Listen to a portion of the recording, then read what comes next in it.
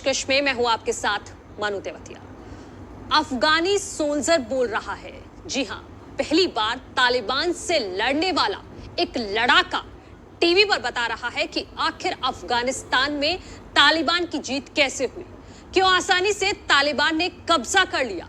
आंखों के सामने अपने दोस्तों को मरते देखने वाला अफगानी सिपाही इस वक्त दिल्ली में है, लेकिन देश के लिए तड़प अभी भी है। उसने न्यूज़ 18 से बताया कि कैसे सेना के जवानों के हाथ बांध दिए गए और तालिबानियों को काबुल तक पहुंचने का रास्ता दिया गया। अफगानिस्तान का सिपाही बताएगा तालिबान की जीत का सच।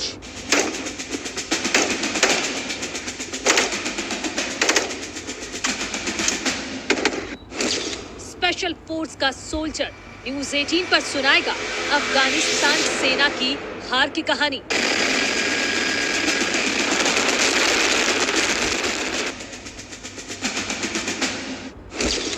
तालिबानियों से लड़ने वाला लड़का न्यूज़ 18 पर बताएगा गनी का गुनाह।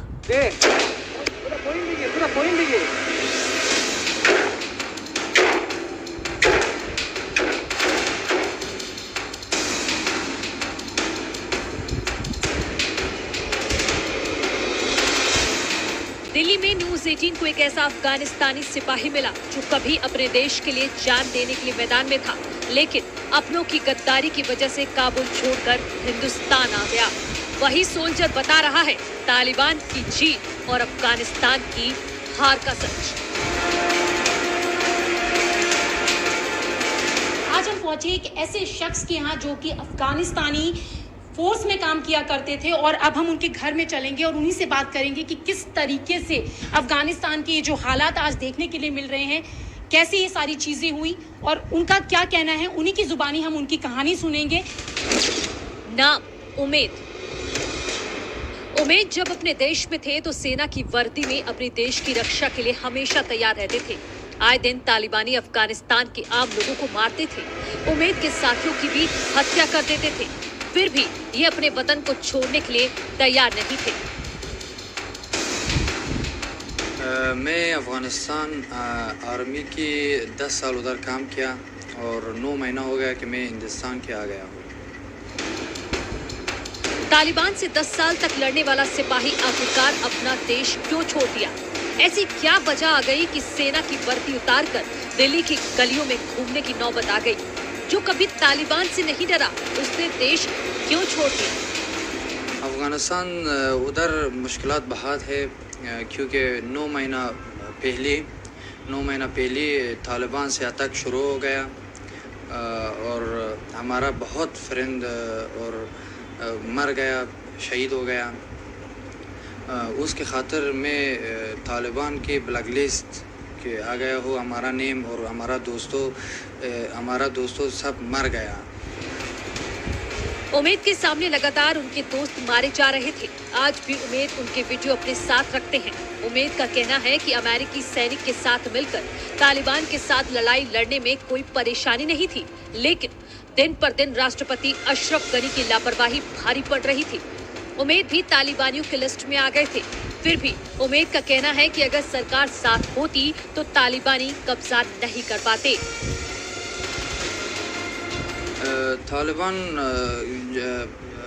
तालिबान से अटैक के नहीं करूँगे कि अफगानिस्तान सब بگیرم بگویم چرا خم افغانستان گرفتن نمیتونست این معامله شد از سوی سیاسیون ما کلانای ما एक्चुअल में अगर वो लड़ते थे तो 10-20 साल और भी लड़ते थे तो वो कैप्चर नहीं कर सकते थे अफगानिस्तान को। फिर ऐसा क्या हुआ कि तालिबान अफगानिस्तान की 3 लाख सेना पर भारी पड़ने लगा? 75,000 तालिबानी आतंकी अफगानिस्तान को कैसे कब्जे में ले लिए? तो क्या एफओस को ऐसे ऑर्डर्स दिए गए थे सरकार की तरफ से कि वो ना लड़े? हाँ یعنی پسند میکنن که شما را گفته که جنگ نکنین. हुआ है अभी अफगानिस्तान जो तालिबान के हाथ में आए हैं ये एक्चुअल में गवर्नमेंट की वजह से हुआ है। बिक गया है ऑलरेडी, मतलब ऊपर से ऑर्डर आता है मत लड़ो, छोड़ दो, और वो आके गन के साथ उमेद जैसे सैनिकों को आदेश मिला था कि तालिबान पर हमला मत करो और आदेश अफगानिस्तान के राष्ट्रपति अशरफ गनी की ओर से दिया गया था। ऐसी स्थिति में सैनिकों को तालिबानियों से लड़ना मुश्किल हो रहा था। इसीलिए उमेद 9 महीने पहले सेना को छोड़कर हिंदुस्तान चले आए। बतौर सोल्जर होने, क्योंकि आप सोल्जर थे वहाँ पे, तो क्या आप ये कह रहे हैं कि वहाँ की गवर्नमेंट ने बेच दिया तालिबान को अफगानिस्तान? सरेंडर करने के लिए। हाँ, वो बेच दिया। वो हमारा बड़ा वो सियासुन है, प्रेसिडेंट अशरफ गनी, वो सब अफगानिस्तान आर्मी सब बेच दिया और खुद चल गया अमेरिका। यानी अफगानिस्तान के लोगों के साथ वहां हुक्मरानों ने धोखा किया और ताकत होते हुए भी तालिबान के सामने सरेंडर कर दिया।